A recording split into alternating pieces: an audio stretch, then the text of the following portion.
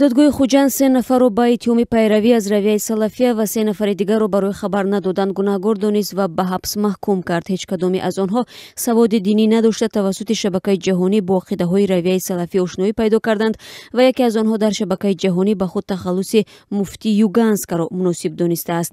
Муҳиддин Мирзоев, Хайрулло Исмоилов, Ҳасан Ҷабборов бо қарори додгоҳ ба 5 сол зиндон ва нигаҳдорӣ дар маҳбаси низомаш сахт ва Наимҷон Тошматов, Шероз Ҷураев ва Абдушукур Холиқов ба 6 моҳ дар маҳбаси дорои низоми умумӣ маҳкум шуданд. Додгоҳ 3 нафари аввалро барои ташкили фаъолияти ташкилоти экстремистӣ ва дигаронро барои хабар надодан ба мақомот айбдор эълон кард. Ин ҳукми додгоҳ ҳанӯз нерӯи қонунӣ нагирифта, маҳкумшудагон ҳақ доштанд бозбинии парванда дар зинаи болоии додгоҳиро талаб кунанд. Як манбаи наздик ба бозбинии парвандаи ин афрод ба шарти ошкор накардани номаш гуфт, ки ба ақидаи равияи салафия гароидани 3 нафари маҳкумшуда ба ҳабс ба номи яке аз онҳо Муҳиддин Мирзоев рабт мегирад. Ӯ 37 сола, оиладор ва соҳиби 3 фарзанд аст. Танҳо маълумоти миёна дорад ва устои автомобил мебошад ва пайи ҳамин касб рӯзии хонаводаашро фароҳам мекардааст.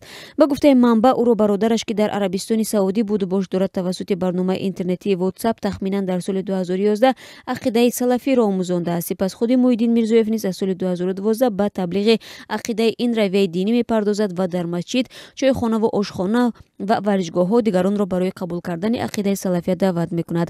Ду ҳамроҳи зиндонишудааш бо даъвати ӯ ақидаҳои салафиро қабул кардаанд. 3 рафиқи онҳо, ки ақидаи салафияро напазируфта, вале дар масҷид ба тарзи салафӣ адо кардани намозгузории онҳоро медиданд, ҷазои сабуктари 6 моҳи ҳабсро гирифтанд. Ихтиёршодии вакили дифои Хайрулло Исмоилов гуфт, ки зерҳимояаш дар додгоҳ аз кардааш изҳори пушаймонӣ кард.